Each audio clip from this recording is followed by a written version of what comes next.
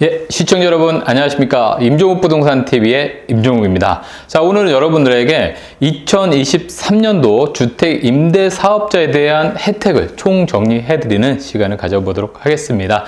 자, 사실 주택 임대 사업자가 그동안 혜택이 굉장히 많았었는데 또 이 부동산 투기에 꽃길을 깔아준다라는 오명하에 혜택들이 많이 없어졌었습니다. 자, 이런 혜택들이 최근에 부동산 경기가 굉장히 하락하면서 다시 정상화되는 분위기가 있기 때문에 오늘은 없어졌던 혜택들이 다시 부활되는 점이 무엇이 있는지 그런 부분 확인해 보도록 하겠습니다.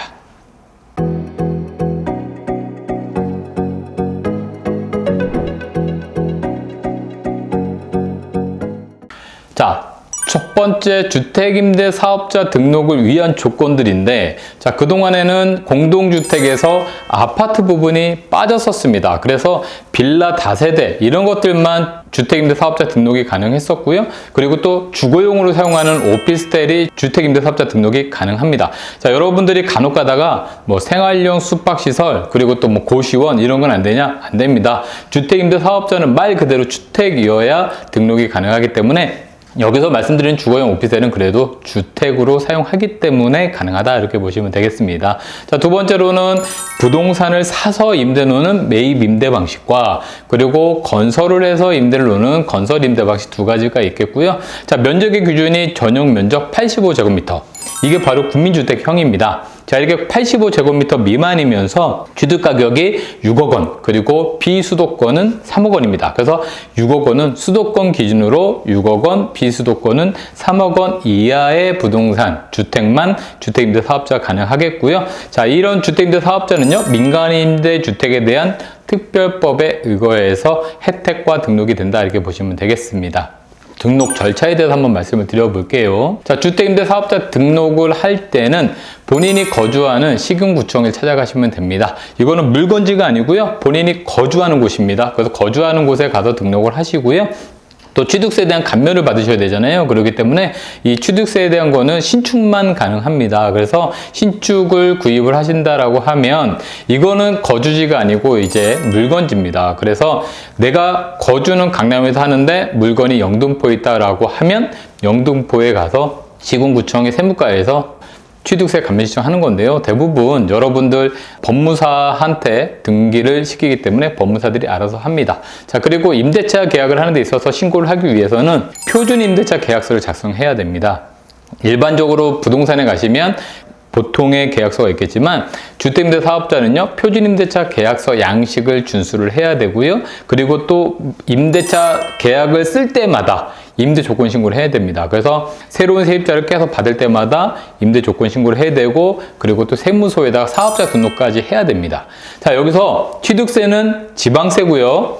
사업자 등록에 대한 양도소득세는 국세입니다. 그렇기 때문에 혜택 중에서 지방세, 즉 우리가 취득세라든가 재산세는 지방세고요. 그리고 또 양도소득세나 종부세는 국세입니다. 그렇기 때문에 두 군데에 다 신청이 돼 있어야지만 혜택을 받을 수 있다 이렇게 보시면 되겠습니다. 자, 두 번째입니다. 두 번째는 주택임대사업자 혜택이 무엇이 있을까? 처음에 샀을 때 신축을 사시면 취득세 감면이나 면제가 있고요. 자, 그리고 또 보유하시면서 내는 재산세, 그리고 종부세, 그리고 임대소득세. 임대소득세는 모든 소득에는 세금이 있습니다. 그렇기 때문에 임대소득세 감면, 그리고 마지막으로 양도소득세에 대한 중과 배제가 있겠습니다. 이렇게 총 5가지의 임대사업자 혜택이 있고요. 하나하나 좀 살펴보도록 하겠습니다. 자, 첫 번째 취득세 감면입니다. 취득세 감면은요, 일단 첫 번째로는 가격의 기준이 좀 맞아야 되겠죠. 6억 원, 수도권은 6억 원, 비수도권은 3억 원, 그리고 또 공동주택, 이제 아파트도 포함이 된다라는 점이 포인트가 되겠습니다. 자, 그래서 면적이 작은 60제곱미터 미만까지는요, 취득세가 면제가 되는데, 이 취득세를 계산했더니 200만 원이 넘는다. 그러면 이거는 85%까지만 경감이 됩니다. 그래서 총 15%만 납부하시면 되겠고요. 자, 면적이 85제곱미터까지는 50%만 감면이 된다. 이렇게 보시면 되겠습니다. 자, 이 혜택은요, 계속적으로 연장이 되고 있다라는 점, 그러니까 영구적인 게 아니고요, 날짜가 계속 정해지고 있는데 계속 감면 연장이 되고 있다는 점 보시면 되겠고요. 자, 두 번째 지방세인 재산세입니다. 재산세 같은 경우에도요, 40제곱미터 미만 같은 경우에는 면제가 되지만 그 이후로부터는 75에서 50%까지 경감이 되고 있고요. 자, 이거는 한 세대만 갖고는 안 됩니다. 그래서 공동주택을 한다라고 하면 똑같은 공동주택 2개 이상을 하셔야지만 감면받을 수 있고요. 만약에 내가 공동주택, 그러니까 쭉 도시형 생활주택 하나 사셨고 오피스텔 하나 사서 2개다. 그래서 감면을 혜택이 왜 안 되냐? 안 됩니다. 공동주택이 2개거나 오피스텔이 2개거나 해야지 감면받을 수 있는 거지, 이게 따로따로 되면 감면받지 못한다라고 보시면 되겠고요. 다가구 주택도 주택임대 사업자를 등록을 할 수 있습니다. 임대 놓는 거에 대해서는 할 수 있는데요. 자, 이거 같은 경우는 면적이 무조건 40제곱미터 미만이어야 가능하다, 이렇게 보시면 되겠습니다. 자, 그리고 여러분들 가장 관심 있었던 게 바로 종부세겠죠.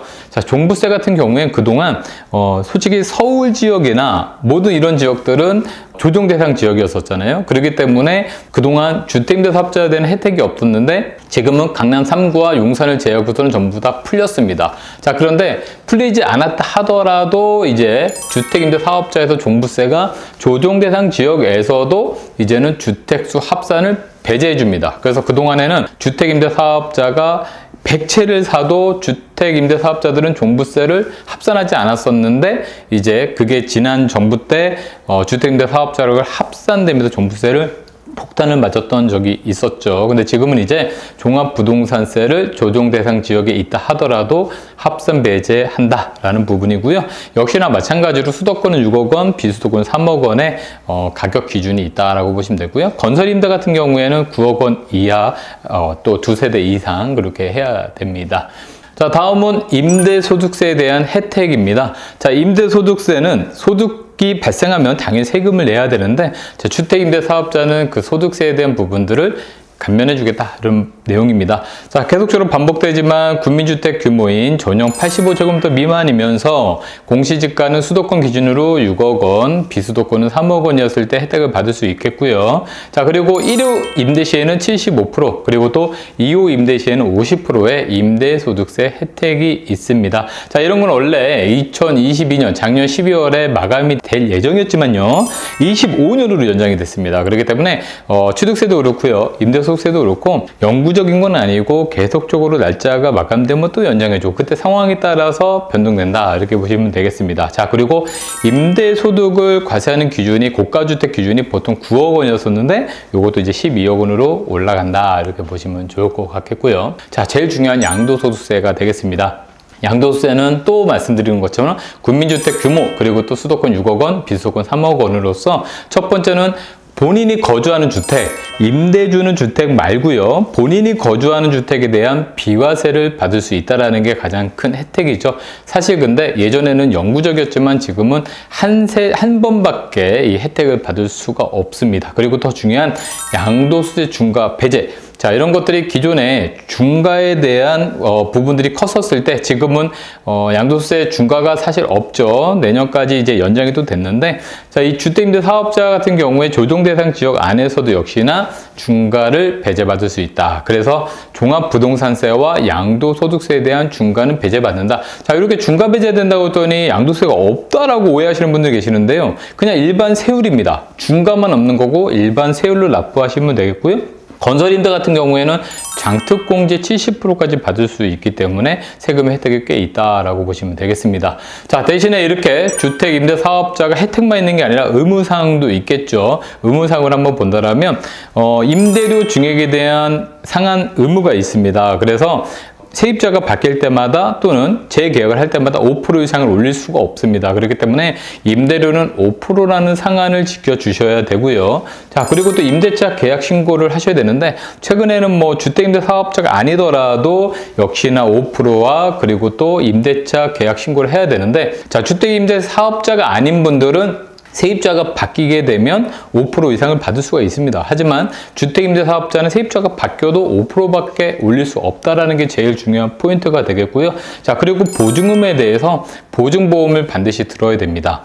만약에 세입자가 된다고 하면 세입자한테 그 돈을 주시면 되는 거고요. 어쨌든 보증보험을 반드시 들어야 되고, 저 마지막으로는요, 임대사업자인 것을 등기부 등본상에 부기 등기를 해야 됩니다. 그래서 주택임대 사업자인 것을 알려서 세입자들이 등기부등본만 보더라도 알 수 있게끔 하는 것이 매우 중요하다, 이렇게 보시면 되겠습니다. 자, 이렇게 주택임대 사업자 같은 경우에는 혜택과 의무사항이 있습니다. 자, 그동안 많이 바뀌었죠. 그렇기 때문에 여러분들에게 2023년도 지금 현재로서의 주택임대 사업자에 대한 혜택을 정리해 보았습니다. 자, 이것을 정확하게 숙지하셔서 내가 주택임대 사업자를 등록하시는 게 유리한지 또는 안 하는 게 유리한지를 정확하게 판단해 보시기 바라겠습니다.